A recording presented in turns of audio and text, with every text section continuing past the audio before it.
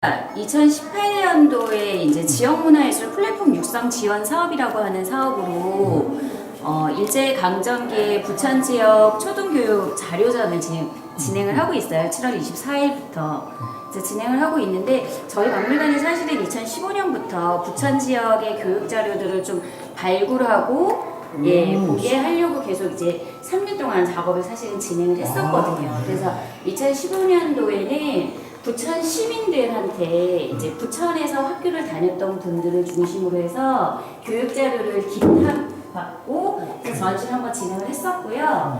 2016년도에는 이제 고1환으로 이제 학교에 직접 찾아가서 학교에 어떤 자료들이 남아있는지 옛날 자료들을 좀 발굴해보자 해가지고 아이들하고 함께 그 자기 학교의 자료들을 좀 찾아보는 전시를 진행을 했고, 작년에는 부천 지역에서 이제 활동한 야학 자료들을 중심으로 해서 전시를 진행한 적이 있었어요. 그래서 이제 올해는 좀 이렇게 초심으로 돌아가자는 마음으로 그러려면은 부천이 1914년에 이제 행정구역으로 처음 만들어졌으니까 그때 당시에 부천 지역에는 어떤 학교들이 있었고 어떻게 학교들이 이제 발전을 했는지 한번 알아보는 게 중요한 의미가 있을 것 같다고 해서 전시를 이제 진행을 하고 있고, 그래서 제목이 부천 지역 초등교육 자료전, 부천이 나고 학교가 자라 문화를 키우기까지 이렇게 제목을 정해서 진행을 했었어요. 근데 부천 분들 너무 잘 아시겠지만 1914년에 부천이 이제 만들어졌을 때는 지금보다 훨씬 넓은 지역이 부천 지역이었잖아요. 네네. 그래서 그때 자료들을 하고 같이 이제 전시를 해보려고 했었고, 그 과정 중에 이제 오해가 없었으면 하는 부분이 뭐냐면 일제강점기에 부천 지역이 넓었었는데 사실은 그것들이 다 이제 인천으로 넘어가면서 부천 사람들한테는 사실은 소사 사람이라는 생각을 많이 갖고 있잖아요. 부천 사람들은. 근데 그 이제 소사의 원뿌리가 1899년에 이제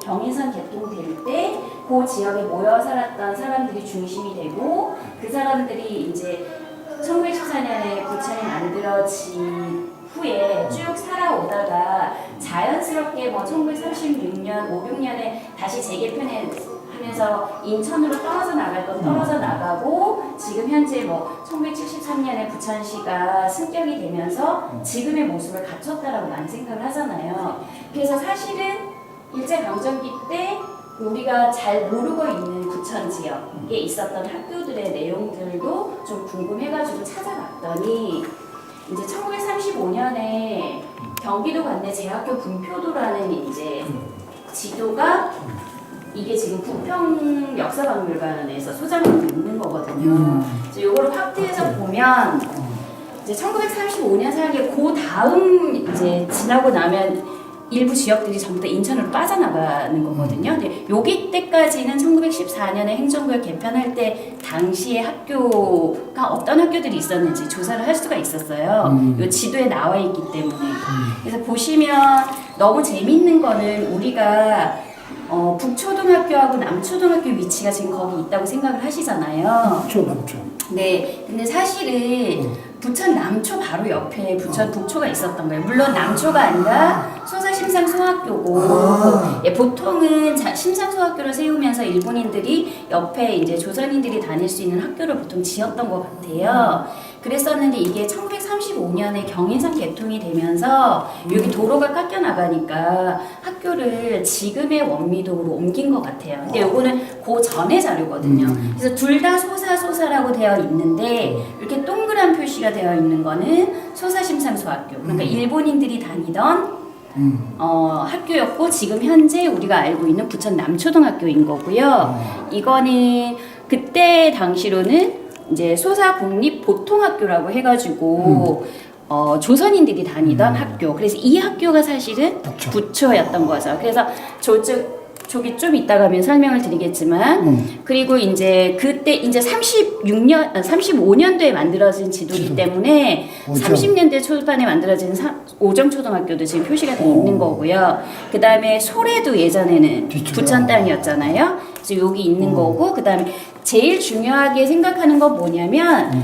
부천이 1914년에 이제 만들어졌는데 부천 군청이 문학동이 있었어요. 군청이. 네네. 부천 군청을 문학동에 만들면서 여기에 부천이라고 적혀 있는 부천 공립보통학교를 만들어요. 거기다가. 예. 그래서 지금은 사실은 우리가 요때는 부천이라는 이름을 가진 유일한 초등교육기관이었는데 지금 현재 이게 문학초등학교의 전신이 되는 거죠. 그래서 그 관련된 자료가 지금 전시되어 있는 거고요.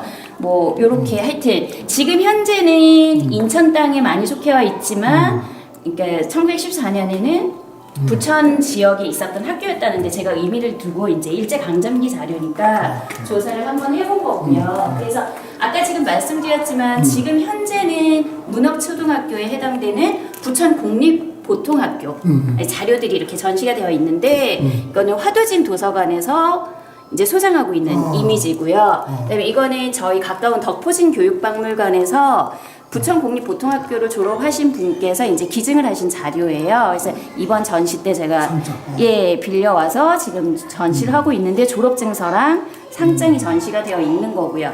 그다음에 이거는 부천문화원에서 이번에 마을지 내면서 이제 그 자료를 갖고 있는 걸 제가 빌려서 실물은 아마 없는 걸로 제가 알고 있어요. 예, 그래서 이미지 자료를 부천문화원한테 이제 허가를 받고 제가 지금 전시를 하고 있는 거고요. 그다음에 부평공립보통학교는 사실 역사가 되게 오래됐어요. 하지만 한 20여 년 동안은 어찌되었던 부천에 속해 있는 학교였던 거잖아요. 부평공립학교도. 그래서 이번에 부평역사박물관에서 빌려와서 전시하고 있고요. 그다음에 소래공립보통학교는 아까 말씀드린 대로 당시는 부천 지역에 있기 때문에 여기 보시면 부천군 소래공립보통학교라고 다 표시가 되어 있어요. 여기. 제가 질문 하나 할까요? 네네네네. 제가 부천대학에서 네. 1985년부터 있었는데 네. 그 전신에 대한 건 없나요? 그 전신 앞에. 부천대학교요. 아 그거는 저기 소사중학교부터 이제 뭐 연결돼가지고 한다고 하는데 여기는 지금 일제강점기 제가 초등교육 자료 전시하고 있는 초등만. 거예요. 네, 오케이, 초등만. 오케이. 예. 그래서 여기는 보시면 저희가 이제 소사공립 잘 아시겠지만 그 부천 남초등학교 같은 경우에는 일본인이 다녔던 학교가 전신이라는 이유만으로 1945년부터 개교일을 하고 있잖아요. 그렇죠. 예, 그리고 1922년에 이제 개교했다는 건 다 알고 있는데 사실 조사를 하다가 보니까 사실은 22년에 개교를 한 게 아니라 부천이 생기기 전인 1913년에 이미 소사심상서학교가 한 개 반 정도로 운영이 됐다고 얘기를 해요. 왜냐하면 잘 아시겠지만 1899년에 경인선 개통되면서 소사역에 주로 모여 산 사람들 중에 일본인들이 많았었잖아요. 그래서 아마 그때 아이들이 학교를 다닐 수 있는 여건이 마련이 됐었던 것 같아요. 근데 이제 그거는 저희가 조금 지금 연구하는 과정이기 때문에 좀 이따 발표를 하게 되겠지만 하여튼 편입된 이후에 아마 이 개교 연도가 됐던 것 같고 1913년에 이미 이제 학교가 존재했던 걸로 생각이 되는데 이건 좀 더 연구를 해봐야 되는 상황인 거고요. 그래서 요거 같은 경우에는 뭐냐면 저희가 기록원 자료에서 찾았거든요. 근데 조선총독부 소사학교 조합 기치에 관한 건이라는 이제 문서가 있었는데 거기에 보면 여기 물론 그 다시 새겨보는 부천 남초에도 나오지만 1935년에 학교를 신축을 했다고 해요. 원래 목적 건물로 쓰고 있던 것을 지금 자리가 아니죠? 지금 자리죠, 남초는. 아, 그래요? 네네네. 근데 이게 지금 제가 확인이 안 된 이 건물은 아마 없을 거예요. 왜냐면 일제강점기 때 있었던 예. 그래서 요거를 새로 만들면서 이 도면이 나오는 거예요. 뭐 이제 건축하시는 분들은 너무 잘 아시겠지만 여기 국가기록원 안에 있는 자료가 있었는데 저희가 이제 2016년에 전시할 때 이제 모형을 한번 만들었었어요. 그래서 좀 이제 한번 만들고 한번 쓰기가 그래서 이번 전시하면서 전시하는 걸로 놔둔 거고요. 그래서 여기까지 이제 전시를 하고 저희 박물관에서 소장하고 있는 일제 강점기 때 이제 초등학생들은 어떤 수업을 받았는지 교과서들이고요. 이제 여기 보시면 아시겠지만 보통학교 규칙에 따라 갖고 이제 국어는 물론 일본어였던 거고요. 조선어, 그다음에 뭐 수신서 중심으로 이제 많이 배웠었고요. 그다음에 저희가 미술책은 도화책이라고 해서 배웠었고요. 요거 두 개는 사실 개인 소장이긴 해요. 초된 도화. 네네. 도화는 그림책이고 창가는 음악책이었던 거고요.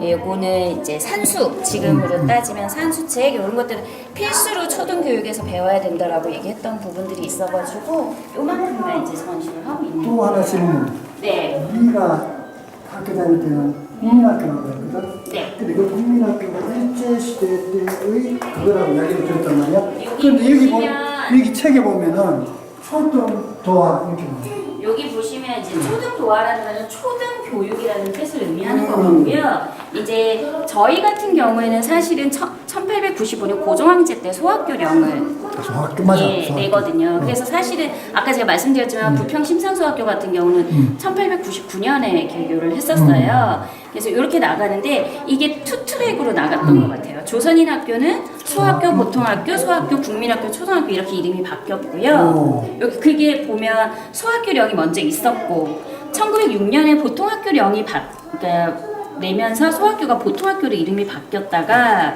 다시 소학교령이 나와서 이제 소학교로 바뀌고 1941년에 국민학교가 되는 거거든요. 다 합쳐서 국민학교. 네네. 근데 왜냐하면 일본인 학교는 여기서 이제 끝이 나니까요. 근데 일본인 학교는 원래 메이지 유신 이후에 이제 심상소학교라고 그 사람들이 썼었는데 한국에서도 계속 이 심상소학교라는 이름을 썼었거든요.